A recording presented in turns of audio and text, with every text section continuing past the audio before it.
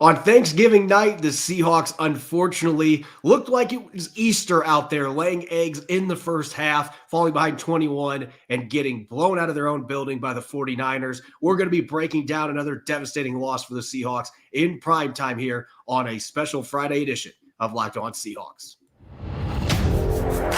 You are Locked On Seahawks, your daily Seattle Seahawks podcast. Part of the Locked On Podcast Network. Your team every day.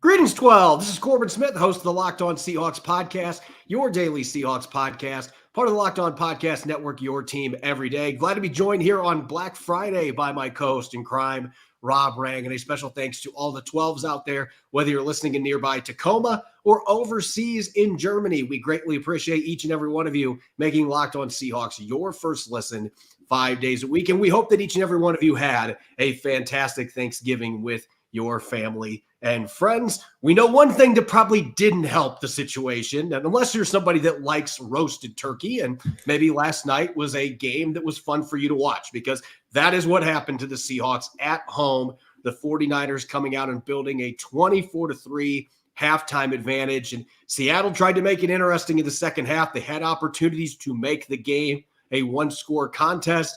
Couldn't get it done, though. Just another example, Rob, of a game where this football team lacked discipline. They lacked physicality. And unlike what we've seen in other games, they seem to lack the interest of being there. Honestly, they could have put up more yards on offense if they were at home with their families eating turkey and chicken. That's the reality. No, it really is. As you said, we're recording today's show on Black Friday, and it feels like a Black Friday. If you are a Seahawk fan, and as you said, Corbin, thank you so much to all of you who are watching or listening, and a belated happy Thanksgiving to everybody. But again, getting back to the Seahawks focus here, it is a Black Friday, because this feels like a game in which I think that we have seen that the Seahawks are a solid team. Somebody may even describe them as a good team, but when they face the great teams of the NFL, then they really are. It's proven just how much of a gap that there is between the great teams and, again, the so-called good teams. As you're looking at on YouTube, if you were able to see on YouTube, you see that the Seahawks mustered only 56 total yards, 3 total first downs. We're 0 for 4 on third down conversions over the first half.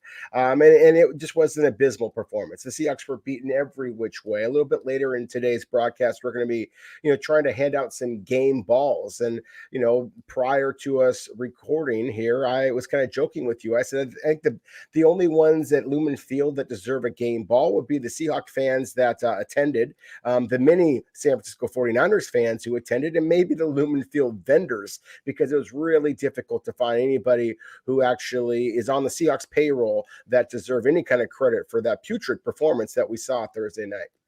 Yeah, you mentioned the stats on offense. The film was even worse than the stats. And in fact, I think the Seahawks at the end of the first quarter were at 0 net yards. That is how this game started. And we were talking earlier in the week about how this team was having these consistent fast starts and they couldn't get anything done in the last 3 quarters. And the offense decided, you know what? Let's make it a 4-quarter thing. Let's just not do anything on offense. And I don't know who you can point the finger at most in this case. I have my opinion on the issue coming out of last night's game, but Geno Smith looked rattled from the first snap of this game. I don't think he looked like his arm was an issue. He made some really nice downfield throws. One of them that DK Metcalf has absolutely got to get his feet down in bounds on. That might have been a game-changing play early, but they missed on those opportunities.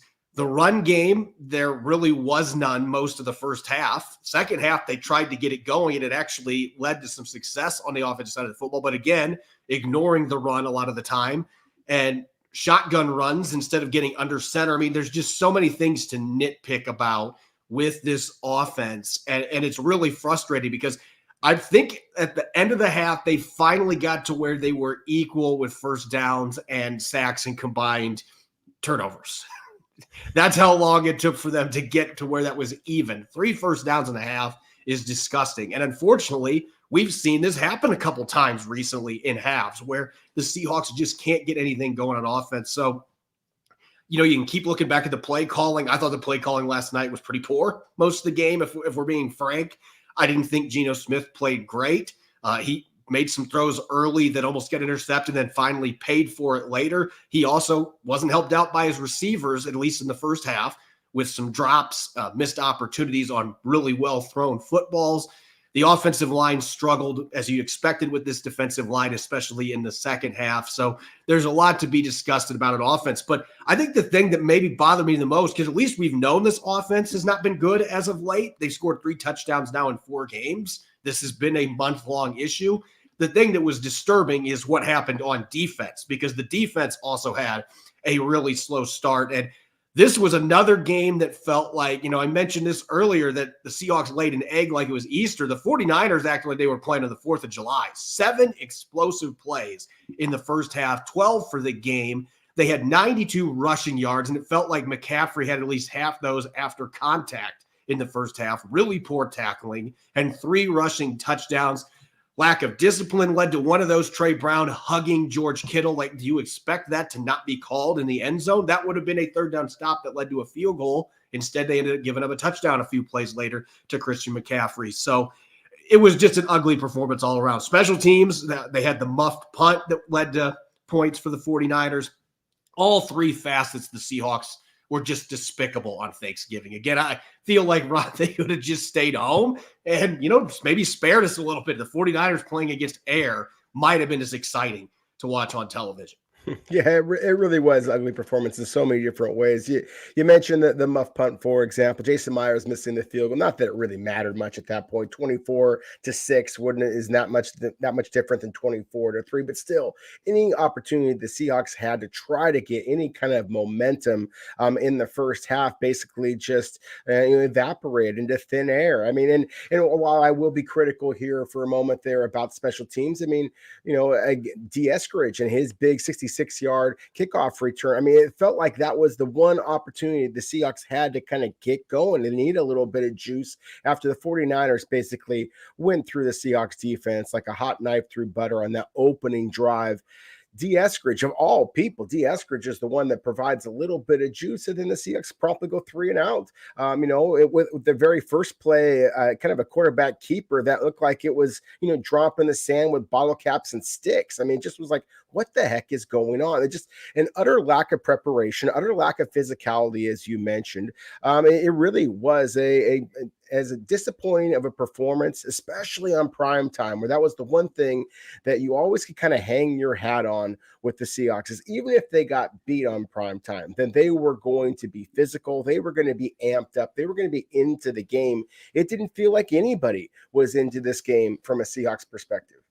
Yeah, that's a really good point. And you listen to the press conferences. I was in the room asking questions, and the number of players that said they didn't feel like they were ready to play, like, that is an indictment on everyone. That's an indictment on the coaching staff. That's an indictment on the players. That's an indictment on the equipment people. I mean, everybody. It's an indictment. Nobody seemed ready to go. It was as if they were rolled into the stadium from a Thanksgiving dinner and they just weren't ready to play. There was no fire. There was no energy. You had players that were getting benched. I don't care what Pete Carroll says. Reek Woolen, I think that part of it might have been his shoulder, but he missed a couple really bad tackles that first drive. They benched him the rest of the game.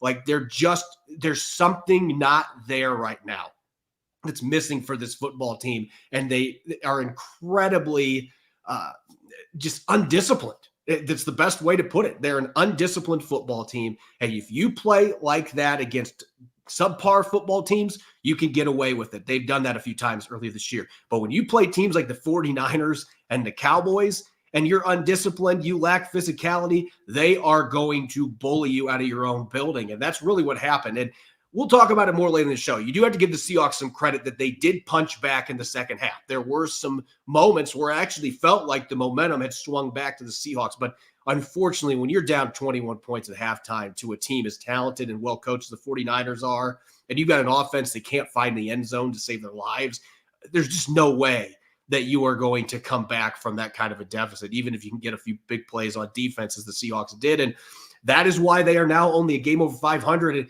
oh, by the way, they play this team again in 2 weeks. They got the Cowboys up next, the Eagles after that. This is really going to make or break the season. They could be riding a 5 or 6 game losing streak when this is all said and done if they don't figure things out.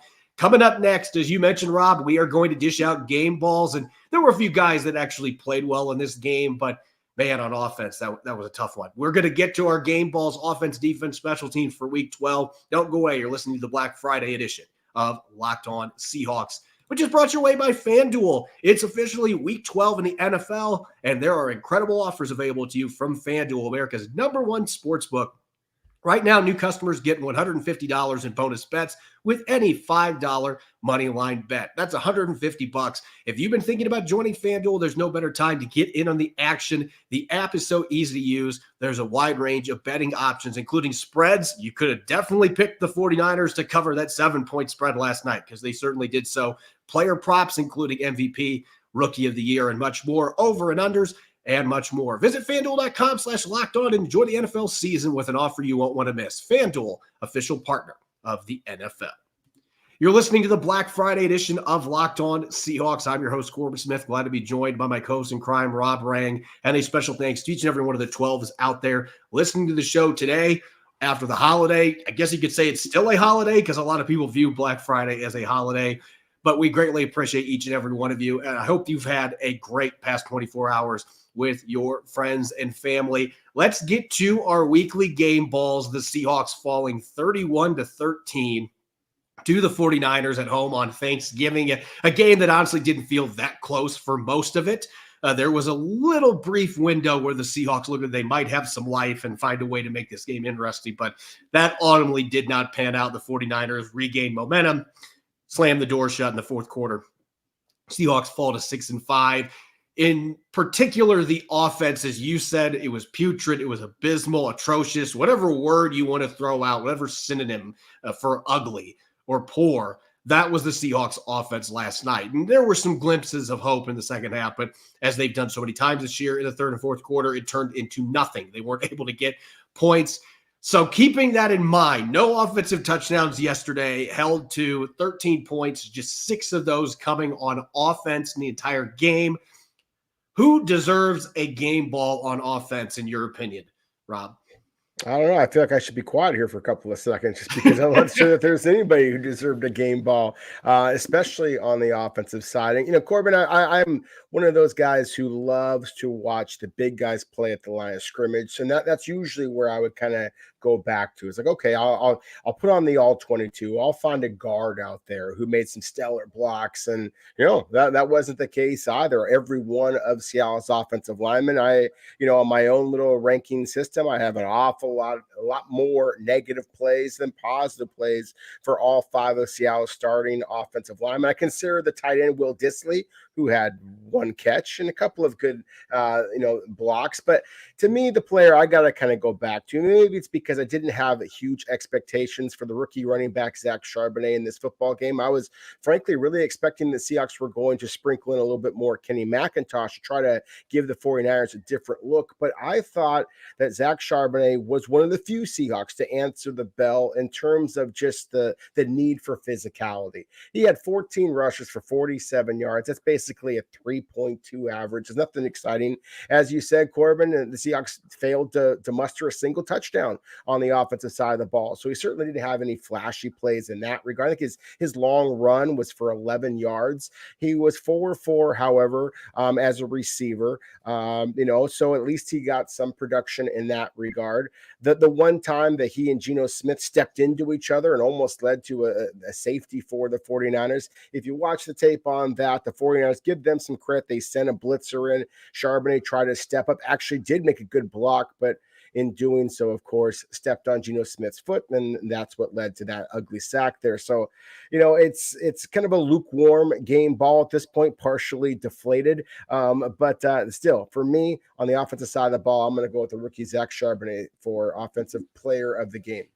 And he had 4 rushing first downs in the second half, which that's like a miracle considering the way that this offense operated most of the night. And he had the second best play of the game for the Seahawks, in my opinion. It was a 2nd and 3 run that Nick Bosa had him in the backfield for a tackle for loss, and he made him miss, and he turned a tackle for loss into a 5-yard gain. Like Pete Carroll said after the game, he was running his tail off last night.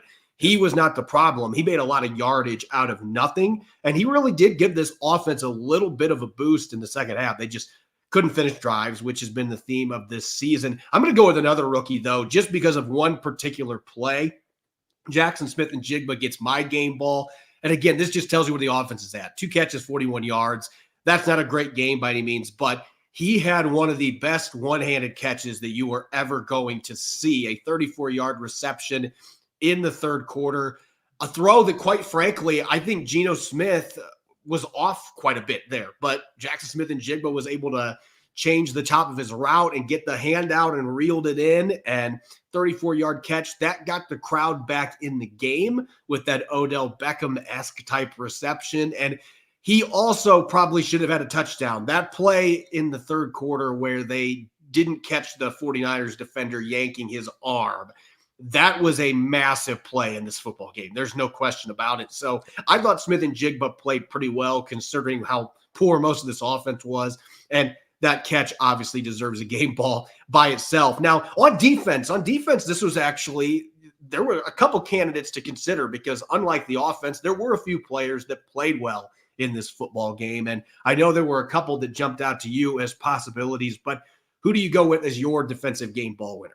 Yeah, I had to jump in with Leonard Williams. Of course, the Seahawks made the big trade for him, and I argued at the time that I love the move. Part of the reason why I love the move is because while a member is New York Giants, his best performance of the year had been against the 49ers, and so I was eager to see how well big number 99 would do against San Francisco. A solid performance, 4 tackles overall, 2 quarterback hits. There was only 2 other defenders for the Seahawks that actually got quarterback hits in this football game, Daryl Taylor and Bobby Wagner. And he had a big tackle for loss. He at least was a presence, and so again, there wasn't a lot of highlights out there to be had, but I thought that Leonard Williams at least made his presence known in this football game. And so that's why I'm giving him the defensive game ball. Yeah, I considered Williams for this. And the thing is, though, the Seahawks' only touchdown came on defense. You have to give the guy that made that play the game ball. And Jordan Brooks made a couple other really nice tackles in this football game as well. So did he miss some? Yes. Did Christian McCaffrey make him look bad a couple times in coverage? Yes, but he does that to every linebacker because he's an incredible talent. But I thought Jordan Brooks was one of the few bright spots in this game. 12 tackles. The interception that he returned 12 yards for a touchdown, it made it 24-10 early in the third quarter. And then the Seahawks get a stop on the next drive. And they march down and they have an opportunity to put the ball in the end zone. It could have been a 1-score game there. Instead, they get the field goal after the missed defensive pass interference against Smith-Njigba. I mean, it was missed. You and I both know that was clearly interference. The guy pulled on his arm, but it happens. There's going to be calls that are missed. You know the impact of a play like that, but they only got a field goal out of that, and that ended up really derailing some of that momentum that was going to their sideline, and that's what happens when you're down 21 points. You need everything to fall your way to get back in the game, and that's just not how it went for the Seahawks. But I thought Jordan Brooks played really well, getting that pick off the deflection from Christian McCaffrey's hand, taking it back for a touchdown. His first pick leads to 6 points. The only touchdown they had the whole night, led the team with 12 tackles, made some really nice plays around the line of scrimmage. So on a night where a lot of players just didn't do much positive, I thought that Jordan Brooks played pretty well. Now, on special teams, you and I think we can agree that there's only one guy that we can pick for this particular one. As you mentioned it earlier, of all players to provide the only real juice in the first half for the Seahawks, D. Eskridge, I thought he was going to take it to the house on that opening kickoff. Got taken down 66 yards into the return, but still 66-yard return down to the 33 of the 49ers. And you're thinking, you've got to get a touchdown off this. And of course, the Seahawks went 3 and out. So all they got was a Jason Myers field goal. But he also had a 10-yard run on a jet sweep where that was the fastest I've ever seen him look in an NFL uniform. And so really the only razzle-dazzle the Seahawks had the entire first half came on 2 plays from D. Eskridge, and one of them being on kick returns, and he averaged 35.5 yards per return in this game. So this was actually a really nice bright spot for the Seahawks from an unexpected source. Yeah, it was. And I think even if you take out the 66-yard return, his other 3 returns average essentially 24 yards per kickoff return. Of course, all year long, it's been DJ Dallas has been Seattle's primary kickoff returner. He's only averaging 25.5 yards per return. So, and obviously Dallas had the muffed fumble or the muffed punt return as well. So, as you said, I mean, D. Eskridge really was one of the very few bright spots for the Seahawks. I think it's an encouraging sign. The Seahawks definitely need to have some playmaking ability on the special teams side as well as the offensive side of the football. So again, if you're going to be looking for a silver lining to a lot of dark clouds over Lumen Field Thursday night, D. Eskridge certainly provided that.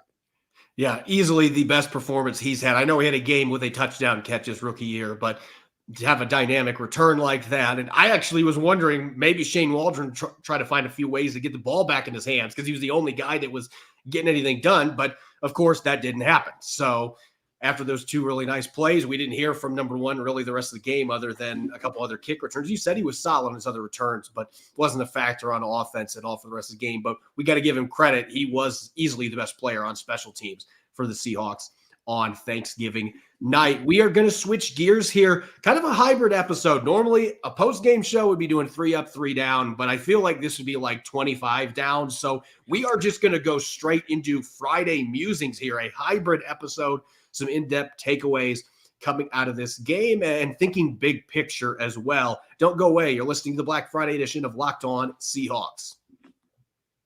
Now, a word from our sponsor, BetterHelp. Life can be full of twists and turns and throw a few wrenches at you when you least expect it, even in the holidays. So it's important to show yourself through it all and put a focus on your mental health. BetterHelp Online Therapy will assess your needs and can match you with your own licensed professional therapist in less than 48 hours. Therapy worked wonders for me, but when I was battling depression earlier in my professional career, don't just take my word for it, though. Having someone in your corner to guide you when you're struggling to navigate obstacles can be invaluable. It's not a crisis line. It's not self-help. It's professional therapy done securely online, available to people worldwide. With therapy, it can take a few tries to find the right fit for you, and BetterHelp is a great way to invest in yourself.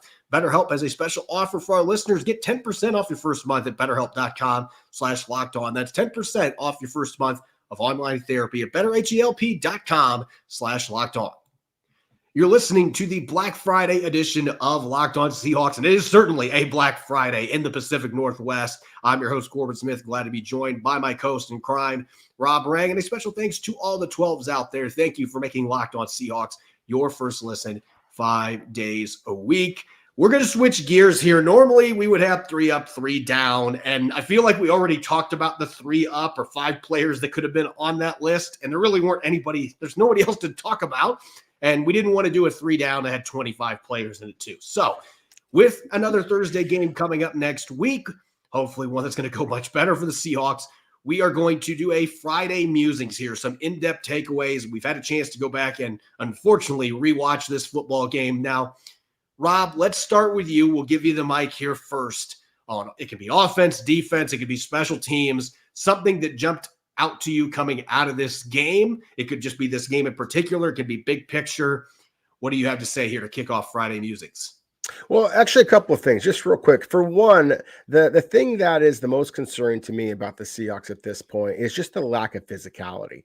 It just felt like every single time that, whether it be Christian McCaffrey, whether it be Elijah Mitchell, whoever was taking the handouts for San Francisco, they were able to hit the hole so hard they were into the secondary before you could even blink your eye. And so I think that is a testament certainly to the running back talent, the play calling, but also just the physicality of San Francisco's offensive line. And I did not see that from the Seahawks offensive line perspective. I didn't see that from the types of hits that the Seahawks defenders were able to supply to San Francisco's skill position players. Again, the fact that there were only a total of 6 combined quarterback hits, 1 sack in the entire football game. And even that was almost, as a sack by Darrell Taylor, that was basically for a yard.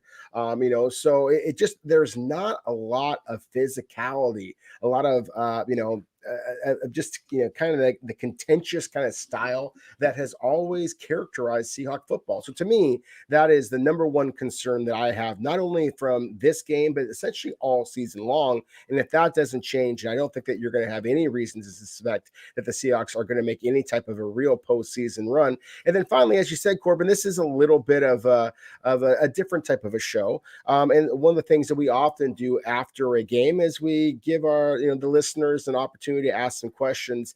One of the questions I've been hit on social media a little bit about is if I could make any changes to the way the NFL calls games compared to the CFL. I'm a scout for the BC Lions. One of the things I love about the Canadian Football League, Corbin, is that they give coaches an opportunity to review pass interference calls. And I just wonder if Pete Carroll had an opportunity to review that pass interference or holding call in the end zone against JSN, if this had not been an entirely different football game. There's so many ticky-tack calls that are come up in the NFL. And I think that sometimes there are calls that should be kicked out, both because they are not calls that should be called, or that they're the exact opposite. And so to me, that is one of the things that I just wish from a big picture, so to speak, that the NFL would take a little bit more of a look at. Well, the NFL a couple years ago did have one season where they did reviews on pass interference, and I think Pete Carroll went over on those plays. And I think refs were really hesitant to make any changes on those plays too. So they ultimately ended up scrapping it after one season. And like you said, the CFL is still doing it, and they've found ways to successfully do that. I'm kind of with you that I'd like to see them try it again and maybe make some adaptations to see if they can make it work better. But right now, that's not the case. So you got to live with missed calls. You got to live with bad calls. That's the way it goes. You got to deal with adversity. And it feels like this football team hasn't been able to do that. So that's going to be my argument here. You mentioned the physicality. I don't see a team right now, and this is so unusual for a Pete Carroll coach team, and mainly this is on the offensive side of the football. I do not see a football team, and maybe it goes back to confidence right now, but I just don't see a team that has an identity, and I don't see a team that when adversity strikes that they are able to punch back. I just don't see an offense that is able to do that right now. And I don't know what the main culprit is for that. It seems like the quarterback is not playing with the same confidence that we've seen from him since he was a starter beginning of last year. We don't see the confidence from the run game. We don't see the confidence from Shane Waldron in that run game. They get punched in the mouth and they just go away from it. And it's really hard to watch. And Pete Carroll talks about adversity all the time. And this team just, for whatever reason, and on defense, it hasn't been as glaring, but there's certainly been examples where they've had things go wrong and then they're not able to rebound from it. That JSN interference play on offense, yeah, it's a bad missed call, but it's still 3rd and 6. Find a way to get the ball in the end zone. And they couldn't do it. They couldn't protect Geno Smith. So this team, their inability to be able to respond to that, I think it's a trickle down from the coaching staff right now. This team's lack of preparation and honestly, the lack of want to right now. I think you couple those things together, the lack of discipline on top of that, and it's really hard for the offense to get anything done. And when you have adversity, things don't go your way, this team just kind of shrivels up into a shell right now, and it's really hard to watch. The other point that I'm going to make before you and I talk about special teams, because I think we have to touch on that real quick, but maybe it's a little early for me to be making a judgment like this. But last night, you got to see 2 of the big-priced free agent defensive tackles that were signed in free agency. You saw Draymond Jones for the Seahawks, Javon Hargrave for the 49ers. Now, you have to consider that Hargrave, look at who he's playing with. That certainly helps, but he did this in Philadelphia too. Javon Hargrave is making roughly the same amount of money per year that Draymond Jones is. Last night was another game. I don't even remember seeing number 55 do anything on the field the entire game. I can't remember him making any tackles. He's listed with 2. I couldn't tell you when he made those plays. He didn't make any pressures, as far as I know, going back and watching the film. Another no-show from him. There's been too many games like that, especially as of late.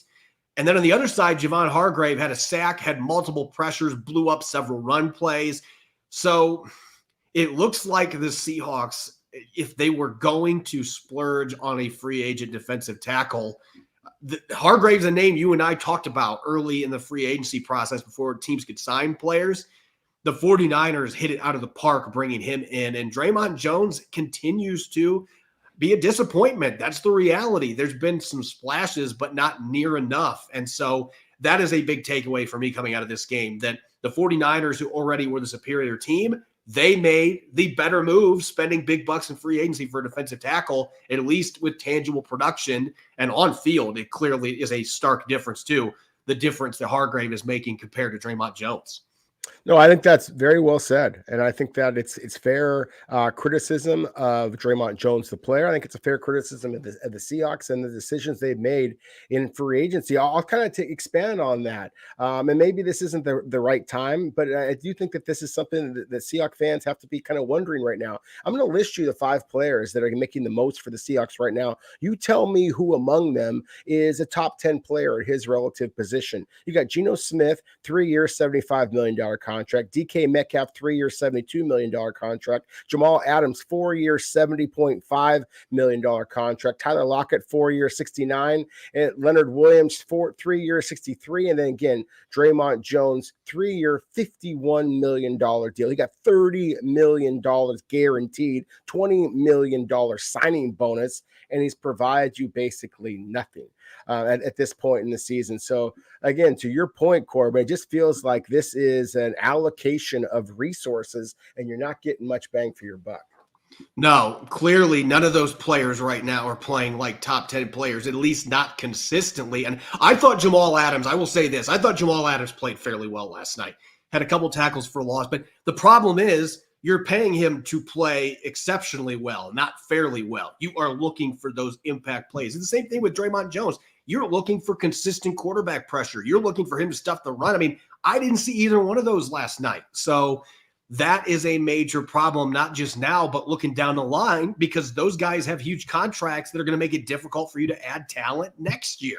So the Seahawks have got to figure this out. They have got to find a way to get these top paid players playing at their very best. And they've also got to find a way to get their special teams back to playing the way they did last year. I think that has been a huge problem this year.